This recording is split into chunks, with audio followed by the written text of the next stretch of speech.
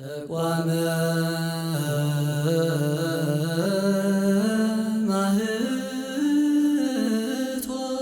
ማህቶት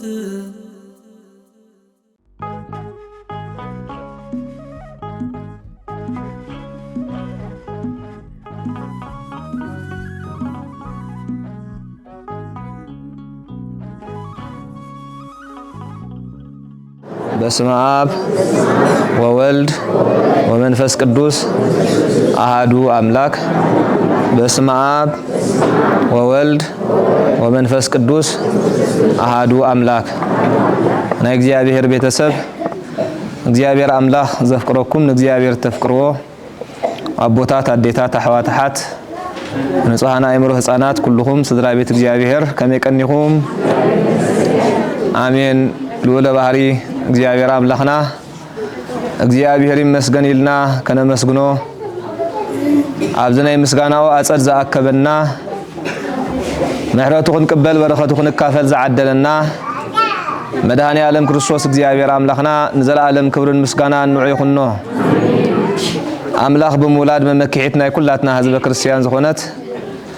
ናዛዚተ ህዙናን መጽኒኢተ ርሱዓን ዝኾነት ናይ አዴና ቅድስት ድንግል ማርያም ኪዳነ ምህረት ጸሎታን በረኸታን ምሕረት ፍቅር ወዳን ምስኩላትና ይኹን።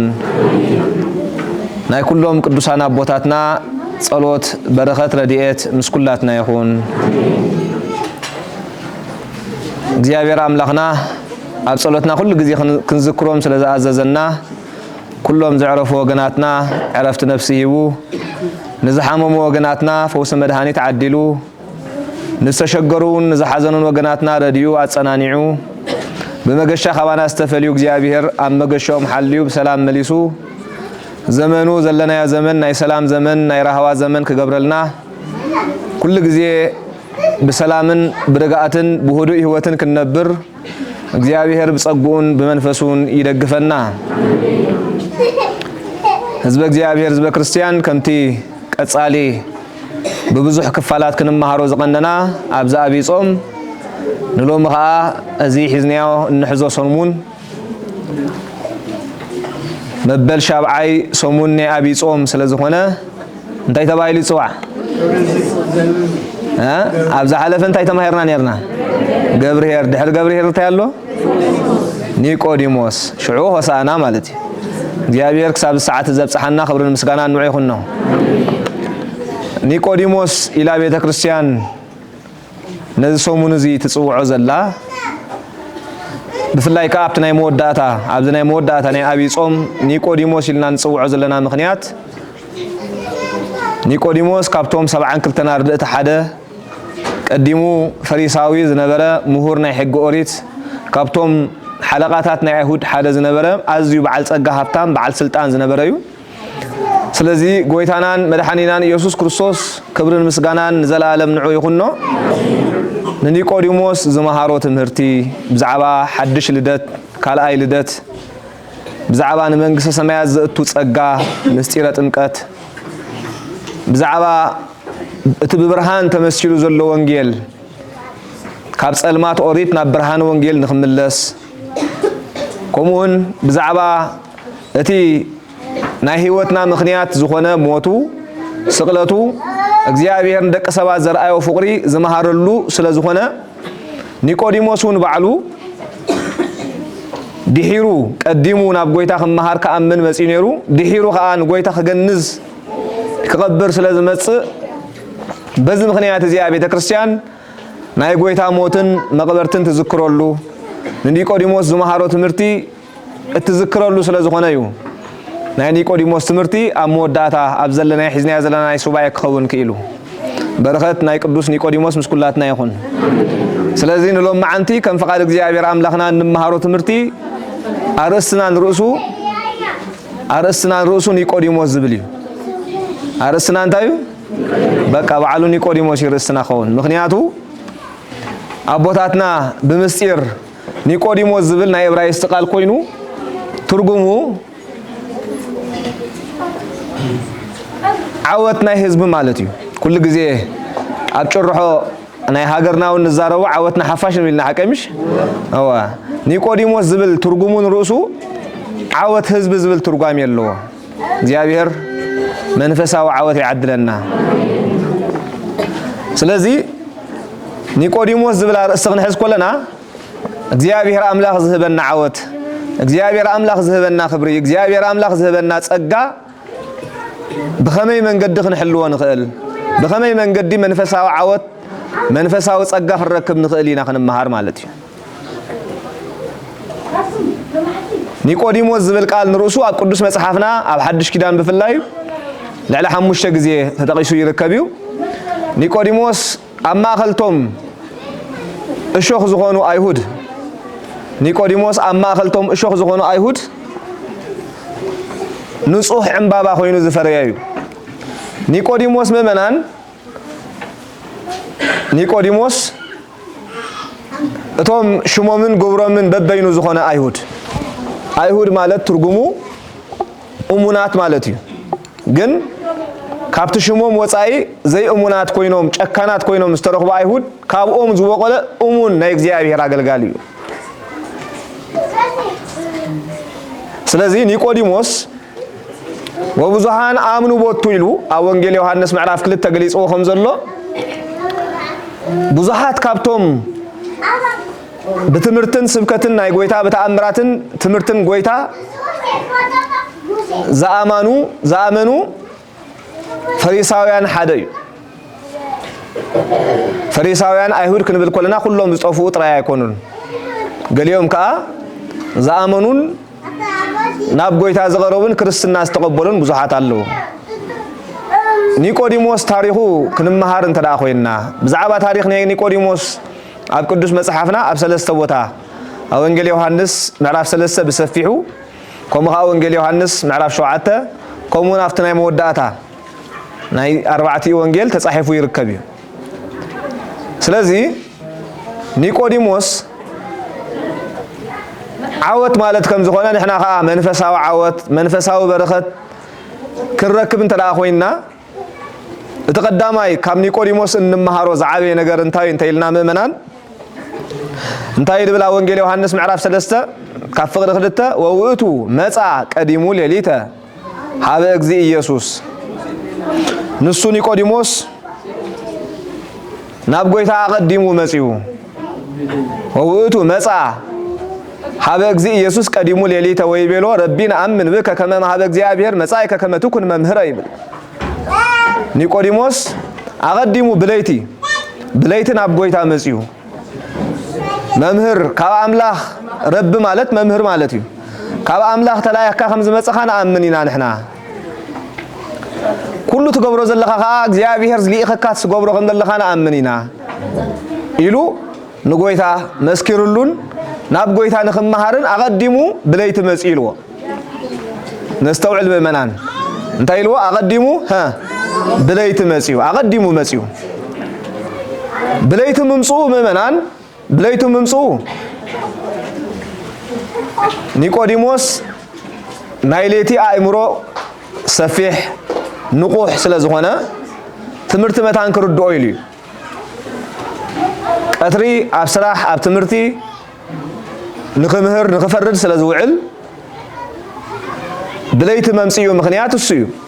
ኣቦታትና መተርጉማን ብለይቲ ዝመጸሉ ምኽንያት ብምስጢር ከረድኡና ከለዎ ኸዓ ኣብታ በጸልማት ብለይቲ ትምሰል ዝነበረት ኦሪት ጌና ኻብኣ ስለዘይ ተላቀቀ ይብሉ ድሕሪኡ ግን ናብ ብርሃን ጎይታ ክመጽእ ግዴታ ስለ ዝኾነ ብርሃን ጎይታ ናብኡ ስለ ዝበረቀ ናብ ጎይታ ክመጽእ ብለይቲ መጽኡ አቀዲሙ ብለይቲ መጽኡ አቀዲሙ ዝመጸሉ ምኽንያት ምእመናን ካብ ዘይ ምእማን አቀዲሙ ንኽመሃር ይመጽኡ ማለት እዩ ንኽመሃር ይመጽኡ አቀዲሙ ንኽአምን ይመጽኡ አቀዲሙ ንኽአሚኑ ነይሩ ስለዚ ቅድሚ ምእማን ምስ አመነ አቀዲሙ ኸ ቅድሚ ግንዘት ከም ዝመጽእ ማቦታት ብምስጢር ዘረዱና ስለዚ ምእመናን ካብ ኒቆዲሞስ እንመሃሮ ኒቆዲሞስ ማለት عوت ማለት ከም ዝኾነ እግዚአብሔር መንፈሳዊ عوت ክዕድለና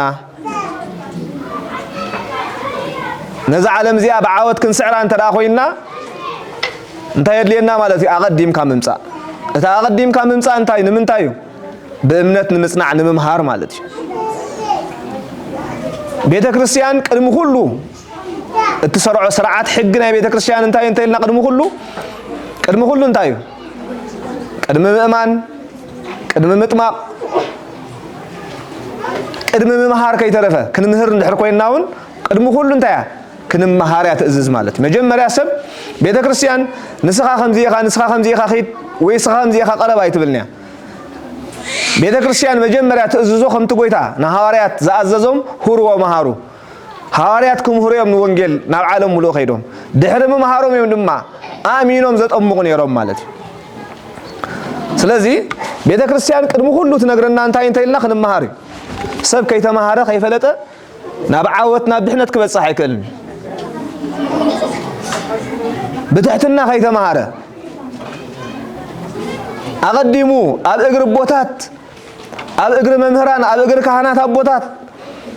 كيك أربه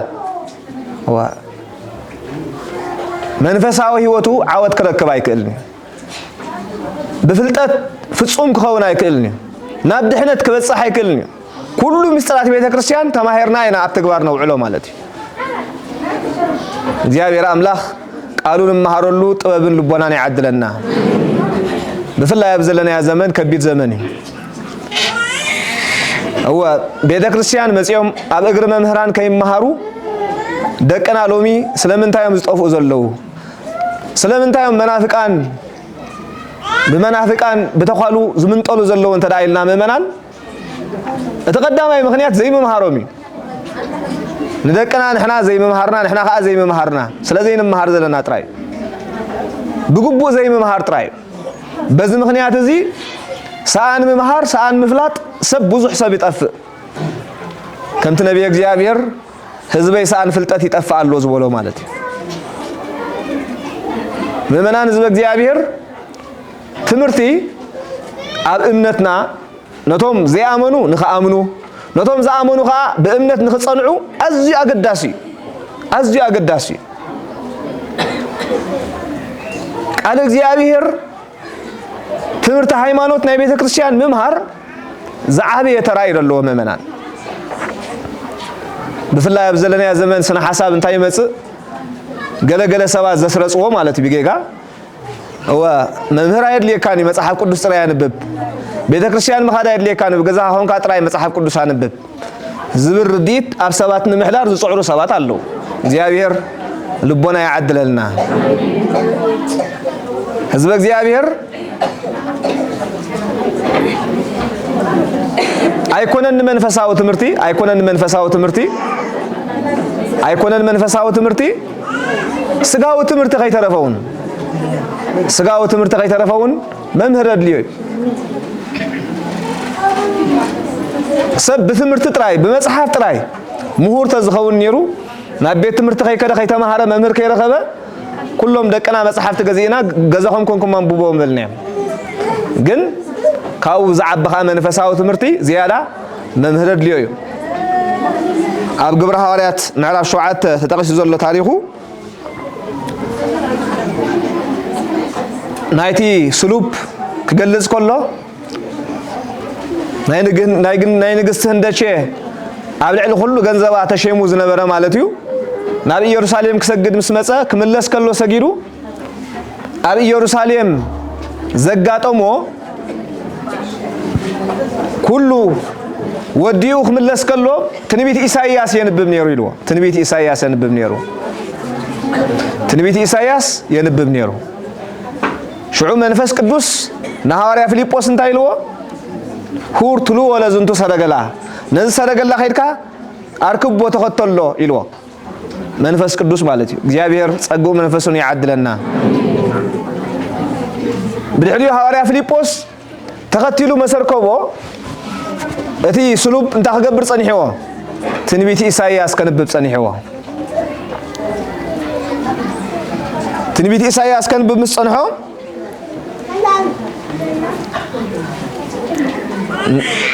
ሐዋርያ ፊልጶስ ታይሎ ተአምርኑ እንከ ዘታነብብ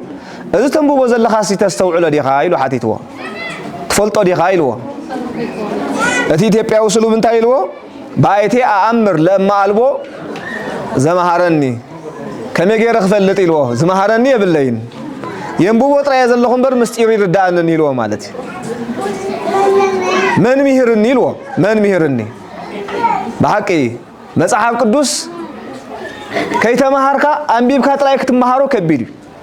اكوالا انا بصحتاتون كوسد خالي مالتي زمهارني يبلين كمي غير خاستوعلو كمي غير خفلطو بزعبا انت يزارب زلو يلو حاتيتو حواريا فيليبوس دما خابتوم غويتا خمهرو زاززوم ابوتات ارديت حدث لزخونه نتسلوب مهيرو ارديو كله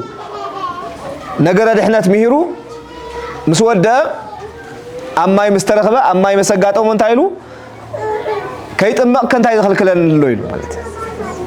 بمولو لبخان ترامينكا يخونلكا يلو بز مخنيات ز اطميقو سلاز اسلو بزي قدامنت قدم مطماقو قدم مامانو انتاي خوينو مالتي تماهيرو كيتمهاركا مالتي كيتمهاركا نابدحنا كبصح يكالني كيتمهاركا مسيرات بيت ክርስቲያን ክትፈጸም አይካልኒ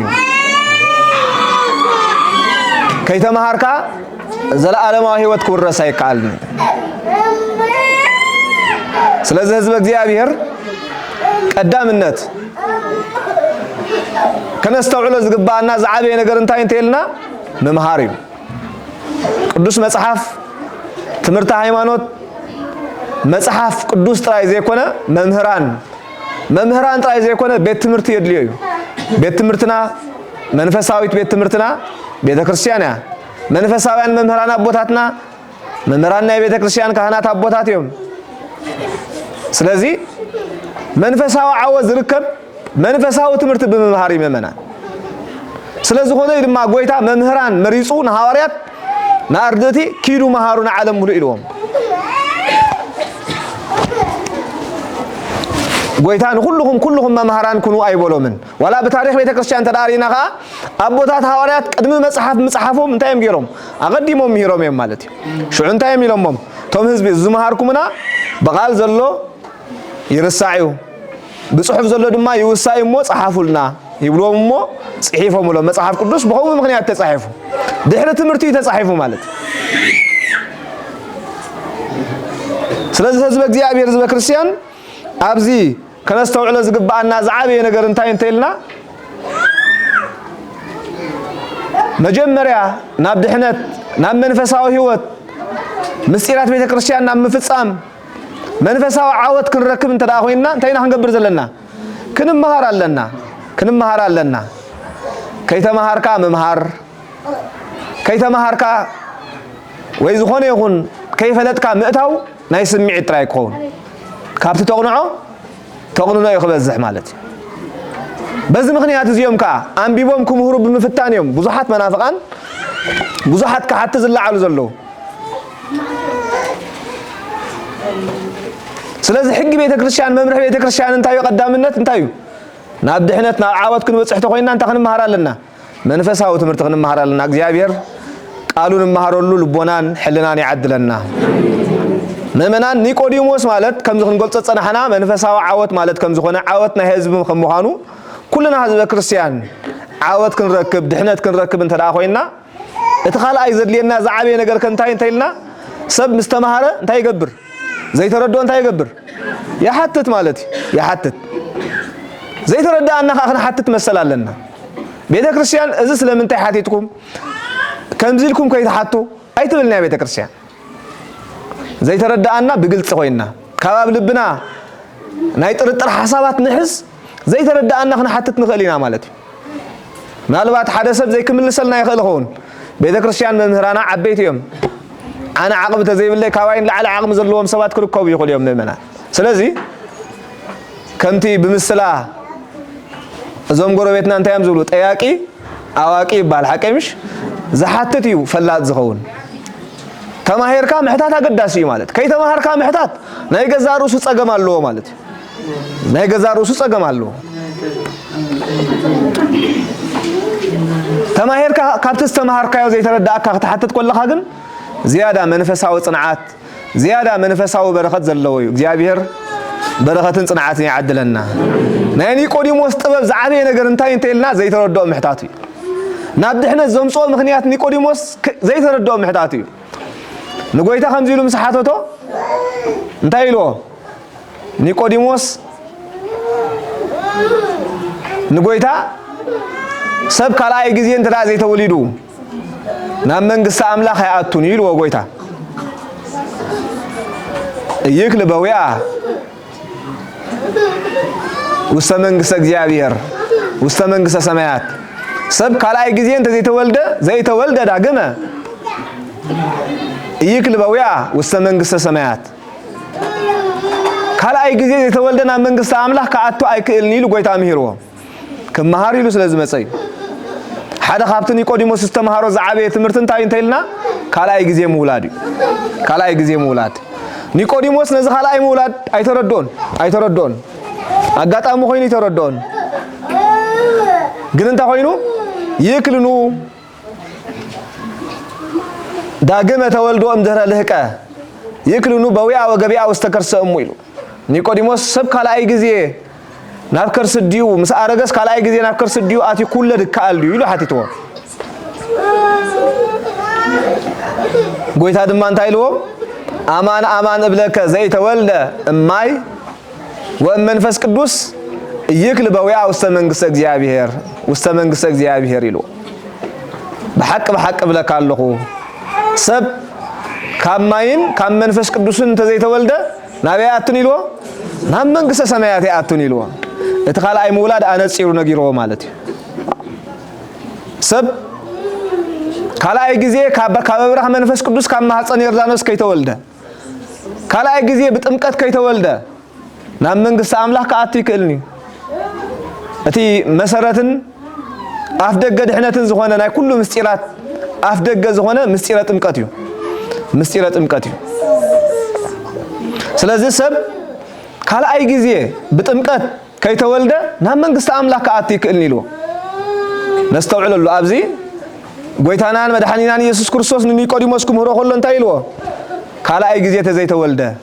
እማይ ወመንፈስ መንግስተ እግዚአብሔር ኢልዎ ሰለስተ ነገር እዩ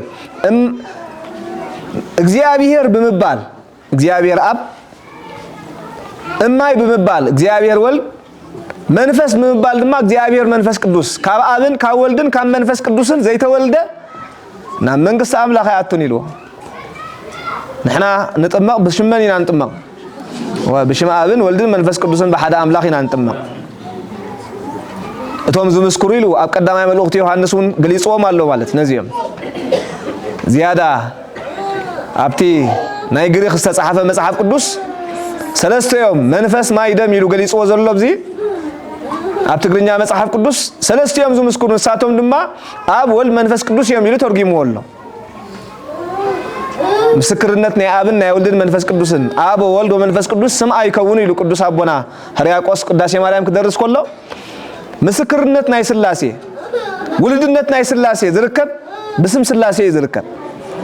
እተማይ ምስተቀደሰ ብስም ስላሴ ብስም አብ ወልድ መንፈስ ቅዱስ በሓደ አምላኽ ምስተቀደሰ አማናዊ ማይጎቦ ይኸውን ክሳዕ ፍትሓተ ማይ ዝድገሞ አማናዊ ማይጎቦ ይኸውን ስለዚህ ኒቆዲሞስ ሰብ ካልኣይ ግዜ ከመይ ገይሩ ይውለድ ኢሉ ምስ ሓተተ እዩ እዚ ምስጢር ዝዓብይ ምስጢር ተማሂርዎ ማለት እዩ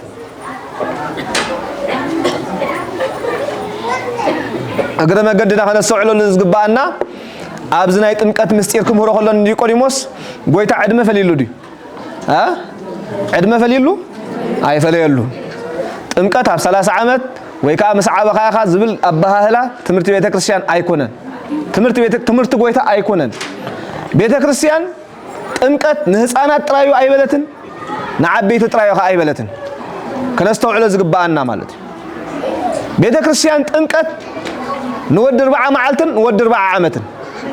ጥምቀት ንጓል 80 መዓልትን ንጓል 80 ዓመትን ንኹሉ ያ ቤተ ክርስቲያን ሰሪዓት ንኹስቶ ጥራይ ኣይበለትን እሞ ከዳ ስለምንታይ ዳይና ኣብ 480 ንጥመቕ ንብል ንኸውን ኣብ 480 ንጥመቐሉ ምኽንያት እተን ኣዴታት ዝነጽሃሉ ጥራይ ስለ ዝኾነ نحن خا ጸጋ መንፈስ ቅዱስ ንقبلሉ ቶም ህፃናት ካ ጸጋ መንፈስ ቅዱስ ዝقبلሉ ከምና ያቦና አዳምን ሔዋንን ስለዝኾነ እንተ ዘይኮይኑ ቤተ ክርስቲያን ንኡሰ ክርስቲያን ዓበይት እንተላ ኮይኖም ቅድሚ ምጥማቆም ተኽገብሩሎም ያትብል ከምዛ አቀዲምና ክንገልጽ ጸናሕና መጀመሪያ ክመሃሩሎም ንኡሰ ክርስቲያን ዓበይት ተኮይኖም ማለት ህፃናት ተሆይኖም ከ በእምነት ወለዶም እዮም ሎሚ በእምነት ወለዶም ቤተክርስቲያን ከተጠመቁ ኮላ ወለዱ ካለ እምነት ክህልዎ ይኽእል እዩ ገሊኦም ሓደ እምነት ገሊኦም ካለ እምነት ክኾኑ ይኽእልዮም ፍርቃ እምነት ዝባሃል የለን ሓደ እምነት ይከውን ዘለዎ ስለዚህ በሓደ እምነት በሓደ ጥምቀት ሓደ ጎይታ ሓንቲ እምነት ሓንቲ ጥምቀት ከም ትብል ቤተክርስቲያን በዚ ምኽንያት እዚና ነጥምቆም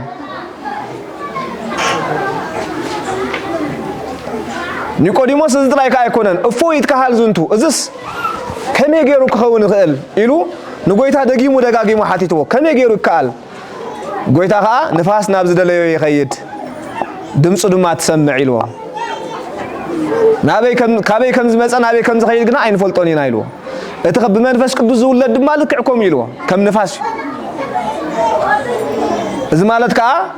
ጸጋ መንፈስ ቅዱስ ኣብ ሰባት ክሓድር ከሎ በአገልግሎት ናይ አቦታትና በጸሎት በመስጢራት ክፍጸም ከሎ ንሕና ከም ዘይንሪዮ ከምቲ ንፋስ ካበይ መጽና በይ ከይዱ ዘይንሪዮ መንፈስ እግዚአብሔር መንፈስ ውልድነት ኣብ ሰባት ክሓድር ከሎ ከዓ ኣይረአኒ ኣብ ሰባት ግን እንታይ ይኸውን ማለት እዩ በቲ ዝረአ አገልግሎት ዘይረአ ጸጋ ኮይኑ ይወሃብ እግዚአብሔር ኣብዚሑ ጸጉ ይዓድለና ኒቆዲሞስ እዚ ከመይ ኢሉ ክኸውን ይኽእል ኢሉ ምስ መሃረ ጎይታ ዝመሃሮ ብዙሕ እዩ ሰፊሕ ብዛዕባ ሞቱ ነጊርዎ ብዛዕባ ምድራውን ሰማያውን ልደቱ ነጊርዎ ብዛዕባ ኣምላኽነቱ ነጊርዎ ብዛዕባ ብርሃን ወንጌል ነጊርዎ ብዛዕባ ሁሉ ብዛዕባ እምነት ነጊርዎ እግዚአብሔር አምላኽ ነቶም ከአምኑ ነቶም ዝኣመኑ ንዕኦም ከድሕኖም ከም ዝመፀ ነቶም ዘይኣመኑ ግና ድሮ بزي ما مانهم كم زفردهم قليصلو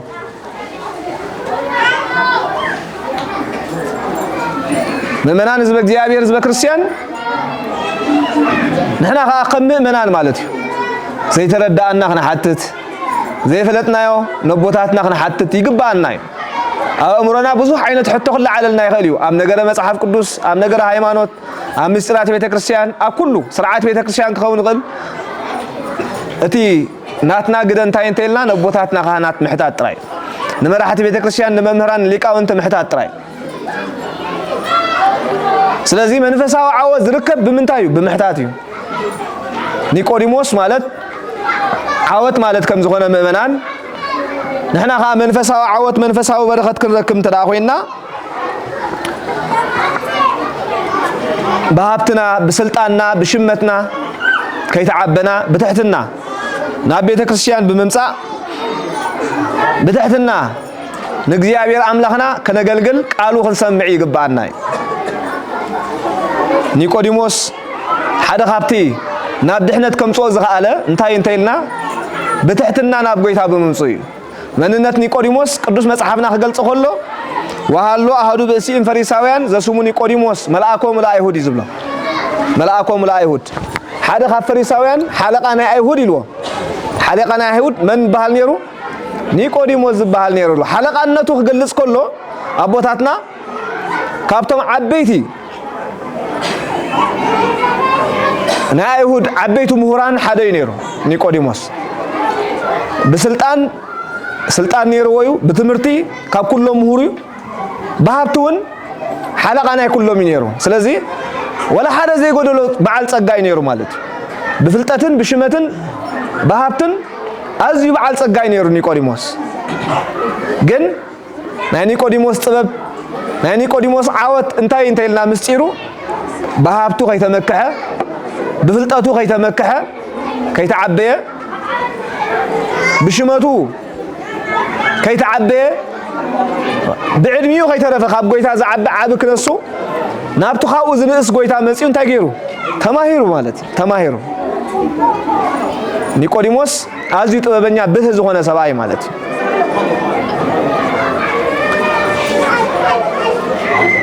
በሐቅ ሎም ኻንህና ከም ህዝበ ክርስቲያን ማለት ቤተ ክርስቲያን ናዓና መምህርያን ናዓና መምህራን ናይ ቤተ ክርስቲያን ብዕድመ ንዕበዮም ንናአሶም ዘይገድስ ብስልጣንን ብሽመትን በሃብትን በፍልጠትን ንዕበ ንናአስ ዘይገድስ ምእመናን ኩልና بتحتنان بتجهاتنا بيتون ترى مصينا بيت كريستيان نقولو أفدقيا خفوتيو نبي حق لومي إذن نورز لنا هيوت بيت كريستيان من يزمت زلون تيلنا بقى أتوم رؤسهم تحت عبيلهم كم هارز دليل ترايم بسجان ترى مسينا بحبتن ترى مسينا أتوم سب سجات أتوم هفتامات أتوم فلاتات أتوم مهرات أتوم سب سلطان يموتون تيلنا ببزحن ترى أرينا وصلنا سواز موت كله اليوم زي موت سجون بزح بسنك تعبيتهم بسنك ربي تكريستيان بتجهاتن بتحتنا زي ممصوم هيوت كخسر خالي مننا هيوت كخسر خالي سلازم نيني كوليموس طبب نيني كوليموس عهوت انتيلنا بتحتنا أجر قويتا خوينو ممهاري بتحتنا بعكي مؤمنان تحتنا تصقع برأس تصقع تهبيع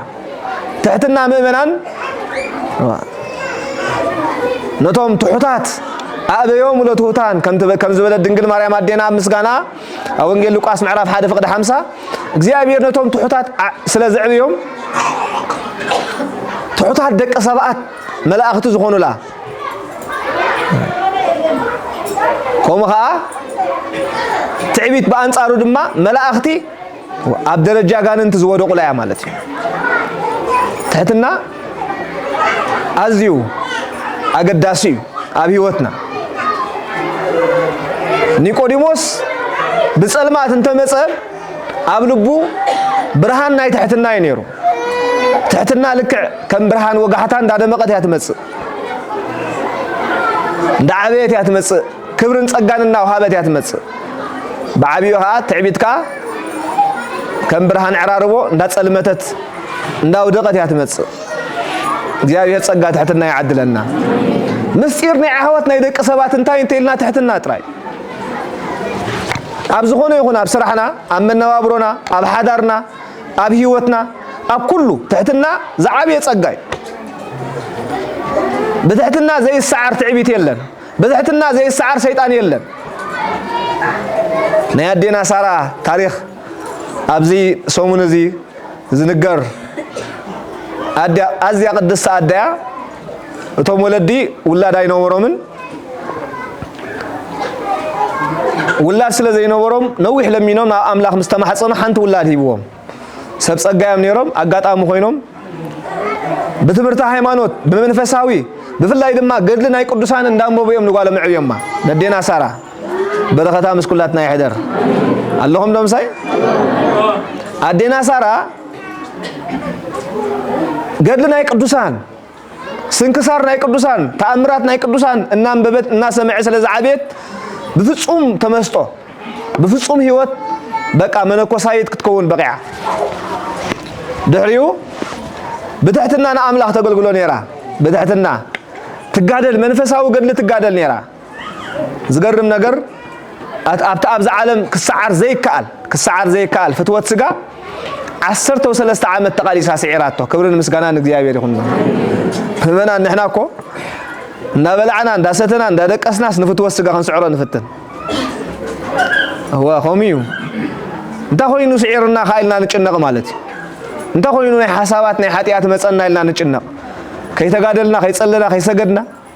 كدوسنا بوثاتنا كي تعرف فتوى السجاي فتنومي كبير فتوى السجاي بعالم جن تقاديلهم سعيرهم ما مالتي أمور داتا مسعرته عسر سلست عامة تقاديلته نحسبهم منا هنا عسرت سلست معلت تقاديلنا كمان تزي سعرنا يو انتي نخون نرداننا هدينا سراجن بتحتنا بتعجستي عسر سلست عامة تقاليسها أمور داتا شعور صلاة السنوات سلست سعره حنت نقر تعبي تامسي مالتي بفلا يمنفسه هوتنا عب كله بصوم بصلوت نبيت እግዚአብሔር بممصا بسناي ግብር خنعبن كلنا فتنا الله اتفتنا انتايو ابلبنا تعبيت مصانا صدقنا خنቆጽር نجمر انا خمز زغبرك خمز زغبر ينبل ማለት ጸላያ ሰናያት በብዙሕ መንገዲ ዝፍትን ንቅዱሳን አቦታትና ካ በትዕቢት ይዝፍትኖም ማለት ጎይታ ሓደ ካብቲ ድሳዓሮ ኣብ ግዜ ጾሙ تعبيت لا ጸላያ ሰናያት እዩ ንስኻ በትሕትና ይስዒሮ ክብርን ምስጋና ንዑ ይኹንና شعون الدينا صار أنت أيلوا كم يزبلك قدست أديخي بقى نفتوى السجان سيطان سعير كيو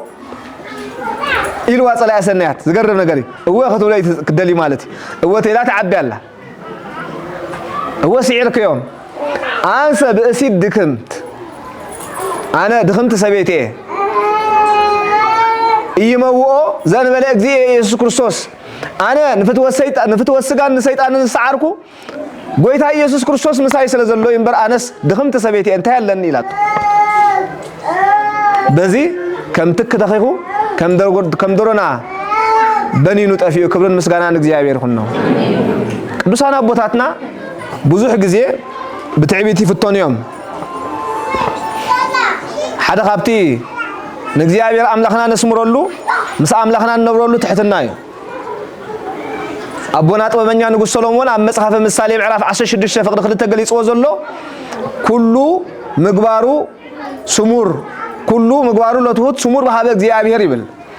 نايتو حد سب سرح كله انتايو أبكر مجزيابير سموري أبكر مجزيابير سموري جزيابير صلتنا صومنا سموري قبرلنا نايتو حد سب صوم نايتو حد سب مبا نايتو حد سب صلوت نايتو حد سب كله نقبر سناي قبري أبكر مجزيابير انتايو قبولي مالتي بتحتنا أنت تصلينا جزيابير نايتو حد صلوت يزدلي بتحتنا أنت رأى مسويتنا كنقبرز قبعنا يناقيرنا النابلنا ندحر بتحتنا كله نقبر من فسا وسرح أنت رأى سريحنا أبكر مجزيابير سموري مغنياتو جزيابير أملاخ نتتحط لبي أي منو نوني نبي جزيابير داويت انتايلو لبته هو تويا وهاي منن جزيابير تحطن يواه لبن أي منو نوني جزيابير أي منو نوني أبوتاتنا ونبزعبا تحتنا كمهرنا خلو يتي الزهارو ويتأبيو الله أتوتو أكبرو بيسكمو أكبرو بيسكمو بتوت لب أيتتعبيو أيتمكحو دايرا نبصايكم بتوت لبي أخبرو يبلنا حوالي باولوس نبي إفسون عبد الله أخو ملغت معرف كل تفقد سلستي سلازة تعبيت كل تعين كل توجني مالتي ها تمكحت تعبيت زبالالو تعبيت ناي لبيع قبل بنا يعزل تعبيت نالبات سب بقالاتو ويانا بقالات يزغون يكون سب بقالاتو تحط كمسل غالي وا بقالات كاتراي تحط كبلنا يكلني ناي قالات تحتنا يكون እግዚአብሔር ካባና ዝደል መመናን ግብራው تحتنا ይዝደል ልባው تحتنا ይዝደል ስለዚህ تعبيت ناي لبيو تحتنا انتايو ناي لبيو ማለት ኮንድሎ እትትምከዕት ወይ ካ ትዝህርት ትባሃል ድማ ናይ ደጋዊ تعبيت ክዳን ምስተኸደና ወይ ዝኾነ ነገር ምስተሸለምና ወይ ዝኾነ ነገር ምስረኸብና ብደገና ንምኩሖ ትምከዕቲ ስለዚህ ካብ ኩሉ ዝኸፈ እንታዩ ናይ ልብ تعبيت ዝኸፈ ማለት እግዚአብሔር ልባው تعبيت ይርሐቀልና بزلنا هابتي بزلنا فلتت بزلنا ملكع بزلنا سلطان نمكح نعبن تلا خوينا موداتا نايتوم زعبيو سبات موداتا نايتوم زمكحو سبات ودقطراي مخنياتو انتاي زبل مصحفنا هو تعبيت نودقل يا تقدما تحتنا خا نخبرت يا تعدما يزبل مصحفنا ስለዚህ መመናን እግዚአብሔር አምላክ መንፈሳዊ ዓወት ክንረክብ ኒቆዲሞስ ማለት ናይ ህዝብ ዓወት ከም ዝኾነ ንሕና ኸኣ ኩላትና ህዝበ ክርስቲያን መንፈሳዊ ዓወትን መንፈሳዊ ድሕነትን ክንረክብ እንተላ ኮይና ብትሕትና ክንመላለስ ይግባአና ኒቆዲሞስ ሓደ መምህር ናይ ትሕትና እዩ መምህር ናይ ትሕትና እዩ ኒቆዲሞስ ብትምህርቱን ብስልጣኑን ብሃብቱን ከይተመክሐ ናብ እግሪ ጎይታ መፂኡ ስለ ዝተምሃረ ኸኣ ተኾይኑ ብርሃኑ ክበርህ ክኢሉ ፀጉኡ ክበዝሕ ክኢሉ እግዚአብሔር ፀጉ ይብዛሐልና ስለዚህ تعبيت መመናን ልክዕ ከምዛ አቀዲምና ክንገልጽ ጽናሕና ናይ ብርሃን ወጋሕተያ ከም ብርሃን ወጋሕተያ تعبيت ትሕትና ከም ብርሃን ወጋሕተያ ምክንያቱ ብርሃን ወጋሕታ እንዳደመቀ ይዝኸይድ تعبيت ከዓ ከም ብርሃን ናይ ዕራርቦይ ማለት እዩ ብርሃን ናይ ዕራርቦኻ እንዳጸልመተ ይዝኸይድ ስለዚህ ዓወት ዝርከብ ብብርሃን እዩ እቲ ክፉእ ግብሩ ብርሃን ጸልእ ኢልዎ እቲ ጽቡቕ ግብሩ ግና ብርሃን ይፈቱ ይልዋ ስለዚህ መመናን እቲ ግብር ተባሂሉ ዘሎ እቲ ብርሃን ተባሂሉ ዘሎ ህይወትና ግብርና ምዃኑ ሕግ እግዚአብሔር ሕግ ወንጌል ምዃኑ ተረዲና بتحتنا خنمالالس كم قدوسان أبوتاتنا እግዚአብሔር ድማ ጸጉ አብዚሑ كم نيقوديموس أبونا ጸጋን በረከትን ክበና መንፈሳዊ ዓወት ክበና ናይ እግዚአብሔር ሰናይ ፈቃድ ይሁንልና ምእመናን ኒቆዲሞስ ማለት ከምዛ ቀዲም ንገልጾ ዘለና ዓወት ማለት ከም ዝኾነ መንፈሳዊ ዓወት መንፈሳዊ በረከት ክንረክብ ተዳ ኮይና ቀዳምነት ክንገብሮ ዝጋባአና ዝዓበየ ጸጋ እንታይ እንተይልና ካብቲ ዓወት መንፈሳዊ ዓወት ዘብብ ሓደ እንታዩ ሓቂ ኒቆዲሞስ እቲ ሓቀኛ አቦይ ነይሩ كم فريساويان كم أيهود كفاءات أي نورون كاب كفاءات رحقنا بمنقد حق نقع استقوينا من فساو عاود كركب نخلينا سب حق انت لاحظوا أبوتاتنا انت يمزلوا بمثالي بتر حقي ها أي سبرنا مالت أي سبرنا ولا شجرن مكرنا بحق انت مسا مودات حقي سعر صدق يمو أبو بوتاتنا أبونا أزرا انت يزبل كله يلو كاب عالم زحيل جليسهم كلهم لناتهم جليسهم مستزاربن السون ما توق مسجلسة أمودات هاجرن تايلو صدق يمو حكي عنه كله تسعره يلو بحكي قويتانا أنا دحنا يسكر صوص دما نرقص حكي جاي أملاخنا من قد حكي من قد هوتي نرقص فلازم بو آمنا بو صنيعنا خلنا نبر كلنا نتحقق زخنا نا እግዚአብሔር ቃል መስኪርና ክንከይድ ኮለና ይዚያዳ መንፈሳዊ ዓወት ከርከበና ዝኸል ሎም ዘለና ያ ዘመን ግን ነተሐቂ ከመሐሶት ካ ከመሐቂ ጌርካ ናይ ምርዳእ ባህር መጽይሎ ነቲ ቤተ ክርስቲያን ትብሎ ከም ዘይቱ ብሎ ነቲ ቤተ ክርስቲያን ዘይቱ ብሎ ካ ከም ትብሎ ጌርካ መምጻ በቃ ነሐሶት በቃ በማዓር ለኺኻ ነታዓረ ምቅራብ ሐቅም ሲልካ ማለት ቤተ ክርስቲያንና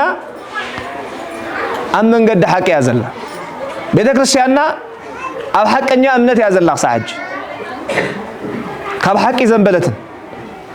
በሰባት ተቀየራ አይኮነትን መሰረታ እቲ ጎይታ ሐቅ ዝኾነ እግዚአብሔር አምላኽና ጎይታና ኢየሱስ ክርስቶስ ስለ ዝኾነ ክብርን ምስጋና እንዑ ይኹን ነው ስለዚህ ምእመናን ብዛዕባ ጎይታ ሓደ ዓቢ ክርክር ኣብ መንጎ አይሁድ ነይሩ أونجيل يوحنس معرف شو عته تاريخنا نيقوديموس وناوي يغتصلي توم كركر زكارا هارون نبورون تيام يلوم قليهم فرقهم توم أيهود مالتي من فوقهم يزبلهم فرقهم أمان نبي وقتو إذن يبقى حقيتي أبونا لك نبيات موسى نبي أنس لكم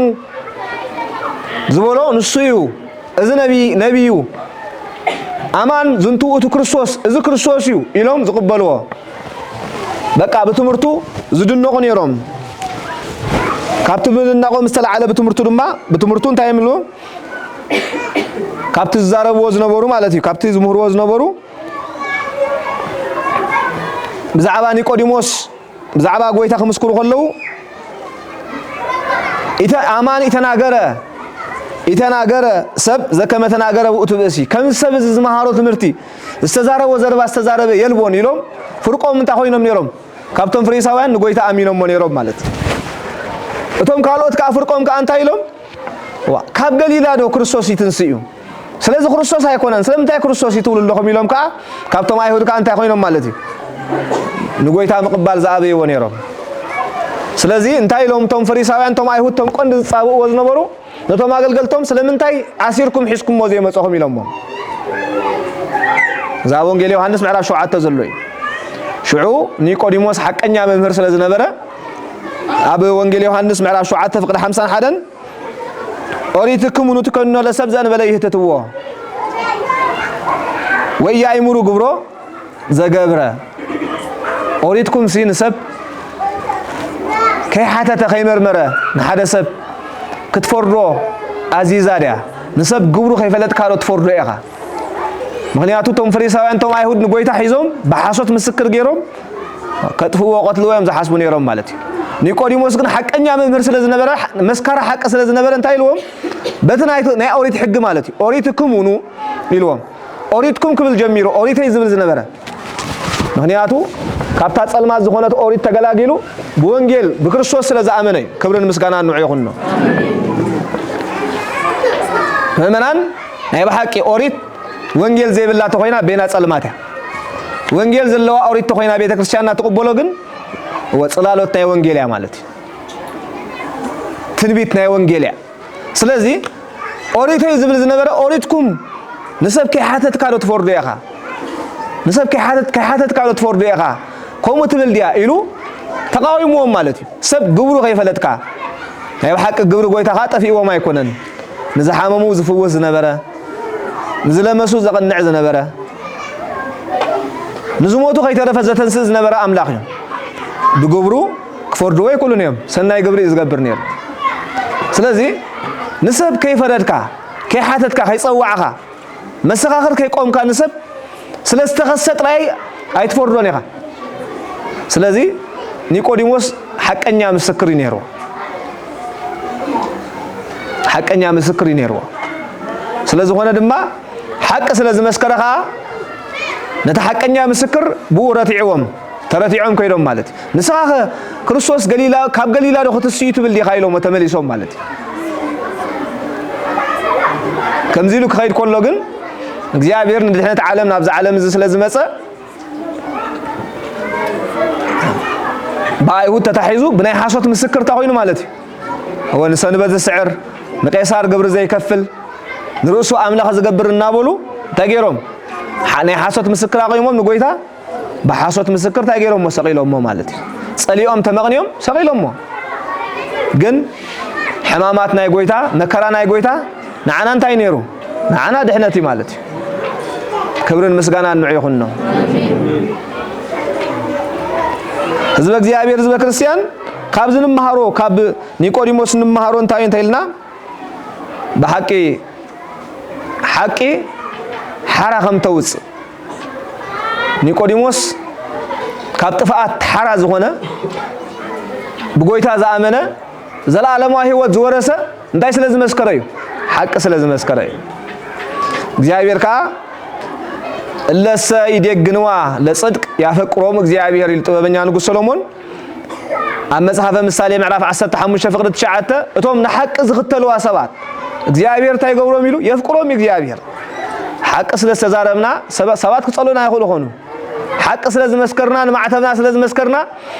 ሰባት ክጸሉና ይኽእሉ ኾኑ ግን እቶም ንሓቂ ዝኽተሉ ሰባት መን ይዘፍቅሮም ኢሉ እግዚአብሔር ይዘፍቅሮም ሓደሲ ዓርከይና ዓመስክረለይ ብሓሶት ኢልዎ ሕራይ ዓርከይ ኢልዎ ዓርኩ ክፈትወሉ ኢሉሲ ብሓሶት መስኪሩሉ ማለት እዩ ብሓሶት መስኪሩሉ ሪኢኻ ንዶ ዓርከይ ብሓሶት መስኪረልካ ሪኢኻ ዶ ፅቡቕ ዶ ገይረ ኢልዎ ተዓዚብካ ንዶ ኢልዎ ኣነ ኸ ተዓዚበካ ኣለኹ ኢልዎ ተዓርኩኻ ማለት እዩ ብሓሶት ዝምስከር ዋላ እቲ ዝመስከርካሉ ሰብ እውን ምስ ግዜ ምፅሎ ይተርፎን እዩ ማለት እዩ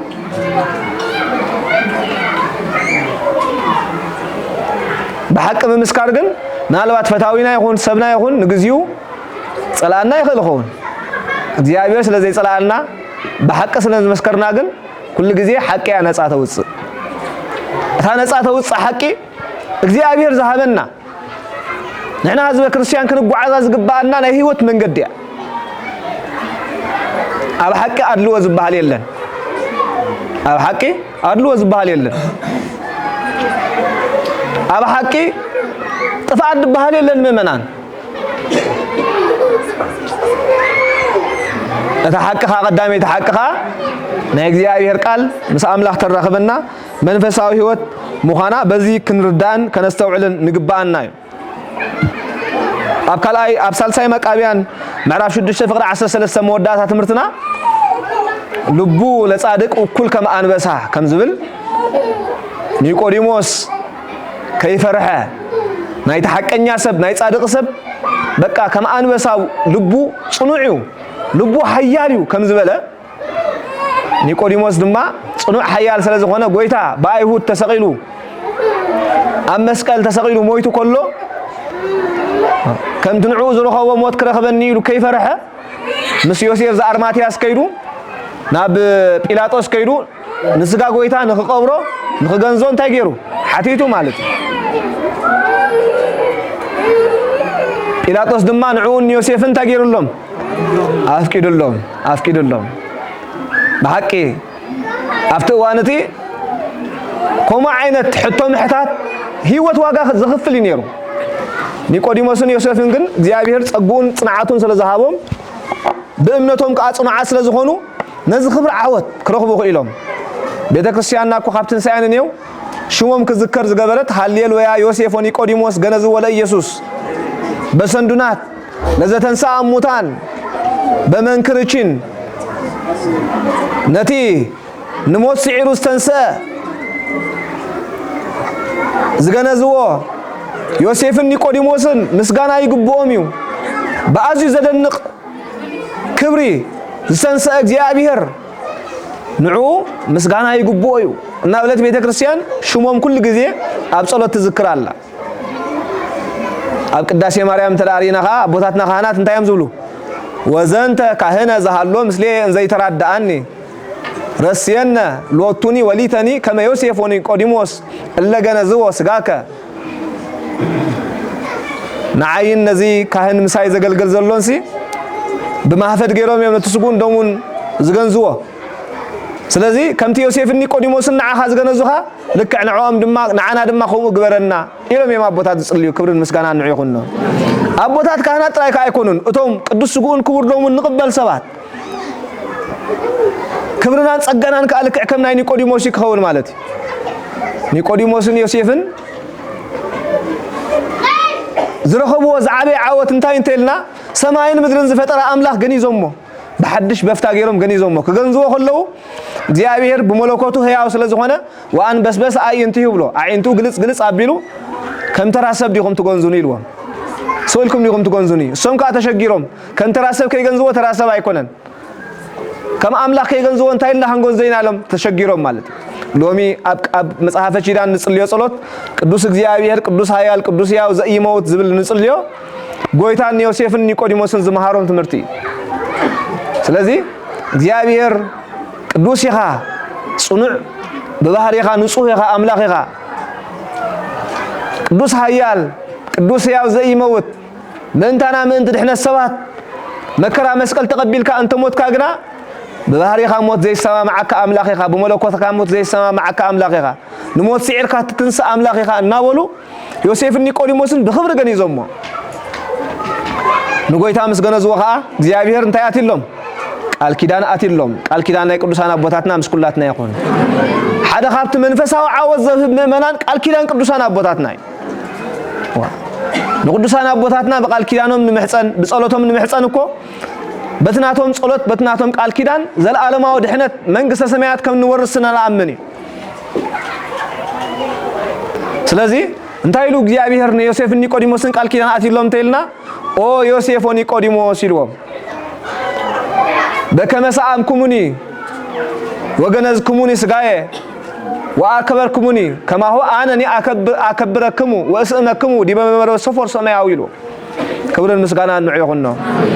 ዮሴፍ ኒቆዲሞስን ይልዎም ከምቲ ዝሰዓምኩሙኒ ብክብሪ ስጋይ ዝገነዝኩሞ ከምቲ ዘኽበርኩሙኒ አነ ድማ ኣብቲ ሰማያዊ መንግስተ ሰማያት ተኽገብረኩም እየ ከኽብረኩም እየ ክስዕመኩም እየ ይልዎም እግዚአብሔር አቤቱ አብ ሰማያቱ ነቶም ዕሪፎም ዘሎ ወገናትና ንዓናን ኢሉ ዘርጊሑ ዓይኑቃ ሓቢሉ ሲዒሙ ብበረኸት ይቀበለና እዚ እቲ መንፈሳዊ ዓወት ዝበሃል ዮሴፍ ኒቆዲሞስን ዝረኸብዎ መንፈሳዊ ዓወት እዚ ከም ሽሙ ኒቆዲሞስ ዓወት ስለዝኾነ መንፈሳዊ ዓወት ካ ረኺቡ ብምንታይ ብእምነት ብጽንዓት ካብ ጎይታ ብምምሃሩ ዘይተረድኦ ብምሕታቱ ንሐቅ ብምምስካሩ ስጋን ደምን ጎይታኻ ገኒዙ ንጎይታኻ ብምቕባሩ ማለት መመናን ኣብ ናይ ግንዘ ስርዓት ናይ ቤተ ክርስቲያንና ሓደ ክንርድኦ ዘለና ማለት ኣብ ዘመነ ኦሪት ሬሳ ምትንካፍ ርክሰት እዩ ነይሩ ኣብ ዘመነ ሐዲስ ግን ክብርን ምስጋና ንዑ ይኹን ከምኡ ዝብል የለን ንሓደ ሰብ ንሓደ ሬሳ ማለት እዩ ሎሚ ኮይኑ ወለደና ፈራህ ንሓጢያ ዘይፈርሕ ንሞት ዝፈርሕ ወለዶ ስለዝኾነ መቸም ሬሳ ኩላትና እንተዳ ሰብ ሞይቱ ኣብ ጥቑኡ ሞት ዘሎ ኮይኑ ይስማዓና ወይ ሞትካ ኣብ ቅድሜና እዩ ዘሎ ኣብ ማእኸልና እዩ ዘሎ ኣብ ሬሳና ኣብ መቃብርን ጥራይ ዘሎ እዩ ዝመስለና ሞት ስለዚ ንፈርሕና ሃድም ኣዴታት ዓበይቲ ኣዴታት ዓበይቲ ቦታት ግን ሞት ኣይፈርሑን እዮም ከምኡ ይነበሩና ኣቦታትና እኳ ደኣ ዮሴፍን ኒቆዲሞስን ዝረኸብዎ ጸጋ ንኽረኽቡ እዮም ንሙት ዝገንዙ ነይሮም በቃ ነፍሰብነቱ አራቲዕኻ ብዝግቡ አራቲዕኻ ማለት እዩ አፉ ዓጺኻ ኢዱን እግሩን አራቲዕኻ ብዝግባ ንጉኑዝ ንዝሞተ ሰብ በትቦታት ጸለይሉ ማይ ጸሎት ሓጺብካ ምግናስ ዓብይ በረኸት ኣለዎ ምእመናን ትዝገርም ነገር ዘይንገብሮ ስርዓትካ ሓደ እንታይ ኣሎ ንሓደ ሰብ ካብቶም አቦታት በቦታት ይጅምር ኩላትና ኩሉ ምእመን መፋነውን ንስዕሞ ኢና ንሓደ ዝሞተ ሰብ ምስዓምና ያሎ مساعمكم مرة؟ أبصرعت بيتك الشيء عندنا الله هو جنيزنا خسعيمنا خنفانه ونخلينا نقلت فقرية والتي نحزن ننبعكم ممنان كوانا سلازم موت يكونن موت ما فقد جيابيري نفقد جيابير كنقاوم يخلينا مفانوي مالتي أبصرعت بيتك الشيء الله سب مويتو بزقبا بما يصلوت نيا بوتات كهنات كي تحاسبه كي تجنزه بملو سرعات كي تفتصملو انت يا خوني ما بيت ክርስቲያን ያቱኒ ጸሎት አይገበረሉን ስለዚህ ንሕና ምእመናን ጽባሕ ንጎም ወጥ ምዃንና ፈሊጥና ከምዝ ክንገብር ከምቲ ዮሴፍን ኒቆዲሞስን ዝረኸብዎ ጸጋ ክንረክብ ካብ ዝዕለት እዚ በዝዕለት እዚ ካብ ኒቆዲሞስ ንረኽቦ ዓቢ በረኸትን ጸጋኒ እግዚአብሔር በረኸቱን ጸጎን ያዕድለና በሃይማኖት ጸኒዕና እምነትና ፈሊጥና ተማሂርና ተረዲእና ዘይተረዳእና ድማ ሓቲትና እቲ ቅዱስ ዝኾነ ምስጢራት ናይ ቤተ ክርስቲያን ጥምቀትን ንስሓን ቁርባንን ፈጺምና ብፈቃዱ ክንመላለስ ከም ኒቆዲሞስ ማለት ዓወት ህዝቢ ከም ዝኾነ ከም ኒቆዲሞስ ካ ንሕና ኻ መንፈሳዊ ዓወት መንፈሳዊ በረኸት ገነት መንግስተ ሰማያት ብፈቃድ እግዚአብሔር ክንረክብ ናይ እግዚአብሔር አምላኽ ረድኤት ናይ ቅድስት ድንግል ማርያም ጸሎት ናይ ቅዱስ አቦና ኒቆዲሞስ በረኸት ረድኤት ምስኩላትና ይኹን ሰማዕናዮ ናይ እግዚአብሔር ቃል ኣብ ልብና ይሕድረልና ሰሚዕና ንምትግባር የብቃዓና ወስብሃት ለእግዚአብሔር